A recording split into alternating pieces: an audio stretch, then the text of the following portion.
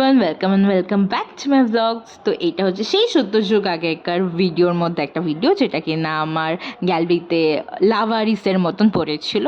Anyways, আমি ওটাকে আজকে এডিট করছি, ঠিক আছে? মানে আমার ব্যাপারটা হচ্ছে, আমার যখন মুড ভালো থাকে না, আমি লিটারেলি, বিশ্বাস করো, আমি 3টে ভিডিও একদিন এডিট করি। মানে একদিনে 3টে ভিডিও এডিট করাটা নট এ জোক। যারা এডিট করে ভিডিও, তারা জানে কীরকম হ্যাপা ভিডিও এডিট করাতে। তো আমি এই নিয়ে আজকে 3টে ভিডিও এডিট করলাম, বিকজ আজকে আমার মুডটা ভালো আছে তাই। আর কোনো সময় এরকম হয় যে 2 মাস ধরে আমি ভ্লগ করি না, এডিট করি না, মানে রিসেন্ট কিছুদিন আগে যেটা হচ্ছিল আমার সাথে।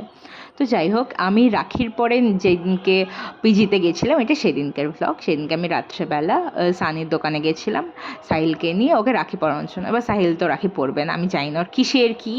এনিওয়েজ, তো সানিকে রাখি পরাচ্ছিলাম।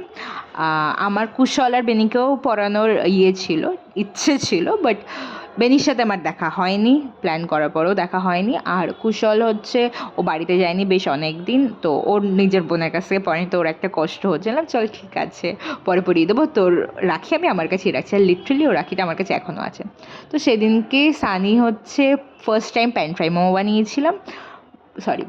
আমি কী বলছি, মানে এত বছর পর ভ্লগ শুরু করলে যেটা হয় আর কি। যাই হোক, তো ও আমাকে প্যান ফ্রাই মোমো বানিয়ে দিয়েছিলো। তারপরে ওর একটা বন্ধুর দোকান, এইটা মকটেলে, সেখানে আমাকে মকটেল খাওয়াতে নিয়ে গেছিলো। আর বিশ্বাস করো, এত গরমের মধ্যে সাহিল আমার চুল খুলে দিয়েছে। মানে আমার এত মাথা গরম হচ্ছিলো না, বলছে না তুই এভাবেই থাকবি, তাহলে তোকে গিফট কিনে দেবো। তারপর ও আমাকে একটা এরকম ঝুনঝুনি ইউনিকর্ন কিনে দিয়েছে। ট্রাস্ট মি, এটা আমার এত পছন্দ হয়েছে না, মানে আমার কাছে ওয়ার্ডস নিয়ে এক্সপ্লেন করার মতন, এটা আমার এত পছন্দ হয়েছিল।